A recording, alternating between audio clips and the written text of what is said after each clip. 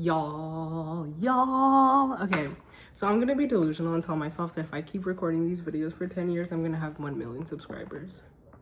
Can't wait to come back to this video and see if that happened or not.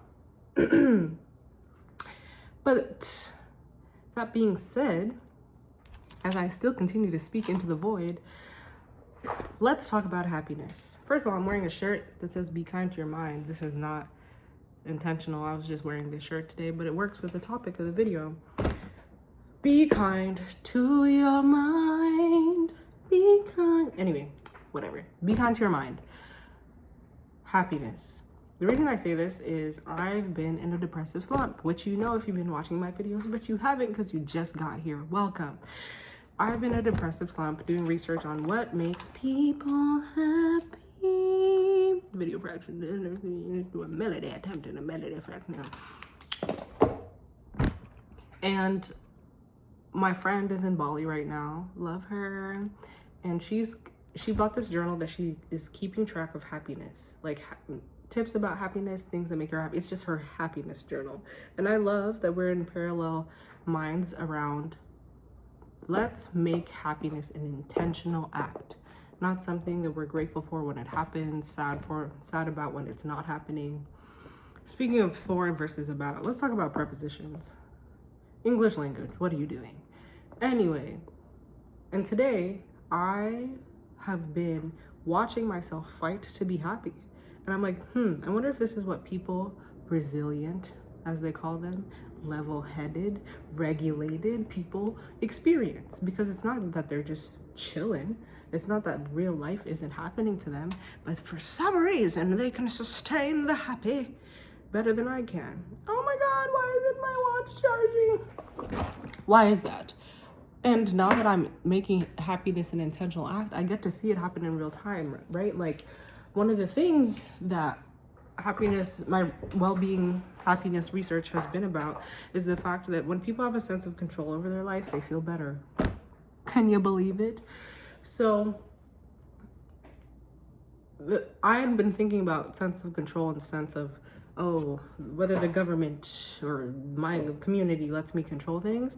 But sense of control can really be right here. Just like, okay, I'm gonna do what I can to put myself in a good mood, no matter what else is going on with the rest of the world. Because my mood has gone like this all day, and the president of the United States hasn't changed. The mayor of this town hasn't changed. So it can't be those things. It must be in here. And everyone says it's a mindset thing. I actually don't think it's a mindset thing. I don't think happiness is a mindset. I think happiness is a behavior, not a mindset. And I've been trying to mindset my way into happiness, and I'm not fucking happy. But when I behave my way into happiness, like I did today, I see it happening, and I'm like, oh, this must be it. Also, can we talk about the fact that I like low-key whisper because I'm like, my neighbors are gonna hear me YouTubing. I say it with my chest. I'll speak loudly. It may be nighttime, but so what? So what? Because if I was on FaceTime, I would speak at a normal volume. So this is FaceTime between us friends. So what did I do today? I woke up. And then I worked on, oh my God, I'm so excited about this, y'all. I worked on a framework. I'm not gonna get distracted, don't worry. I'm just telling you that this is coming. I worked on a framework for hair care all night and all morning. And I have a finalized poster for it. And I'm gonna make YouTube videos about just that topic. And boy, oh boy, am I excited. I'm not gonna tell you what the framework is yet. Stay tuned. Then I went to the gym. And today was leg day. My routine is Monday leg day, Wednesday upper body. Well, you can call it lower body. But what is your lower body besides legs? Feet. Monday is lower body, Wednesday is upper body, Friday is full body. I skipped last Friday. I'm gonna try and scatter the Friday things across the week to see if I can make up for it in one way or another. But I hate lower body movements. That was excruciating, but it gave me high energy, right? Something that you may or may not know is that working out actually gives you more energy, not less. It feels exhausting in the moment, but it keeps you pretty energized for the rest of the day, and then gets you real tired when it's time to go to bed, which helps with sleep regulation. And I've said in my previous videos, and I'll say in future videos, consistent sleep is so important for your mental health and your physical health. Like, oh my God, so important. Like, top 3 things. I made an Instagram video the other day, and I said that I did research on both mental and physical illnesses in all directions across demographics and across the world.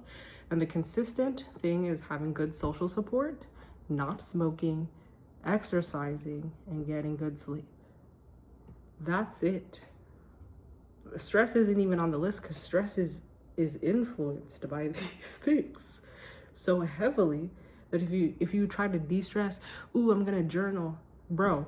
If you're journaling at 3 a.m., it doesn't matter.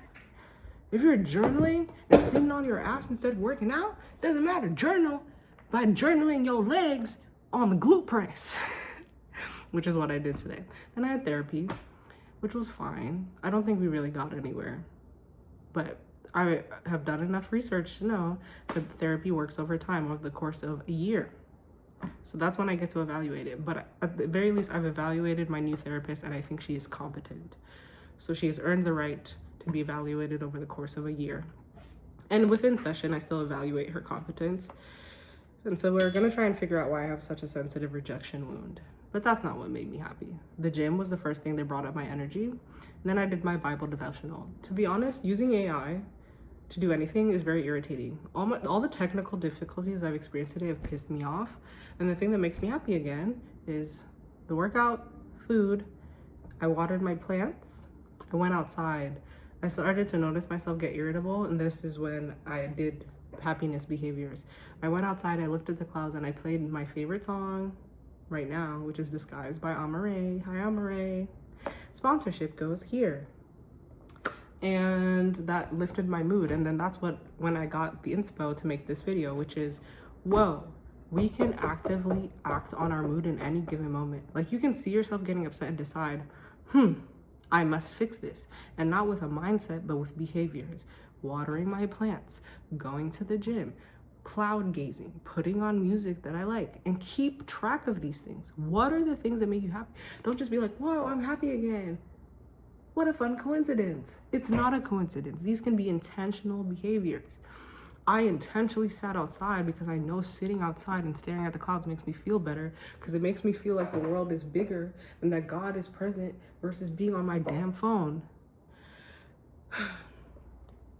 And then I spent an hour on Instagram. Oops, tee-hee. And then I rehearsed some poems, and then I went to a poetry workshop. But the biggest contributors to my happiness today were that workout. I'm like geeked up on energy because of the workout that I didn't want to do because leg day sucks. But I respect myself when I do things to show myself love. And I know I need to exercise, so that was an act of love. And me being loved on by me makes me happy. Part 1. Part 2, me being outside makes me happy. Part 3, eating. Eating makes me happy. Why does that sound so gluttonous? It's true that we're psychologically wired. This is the wiring. We're psychologically wired to find joy in eating. There's no shame in that. You know, this is a topic for another video. There's nothing wrong with eating. I don't even care what you want to eat. I love cookies. I love ice cream.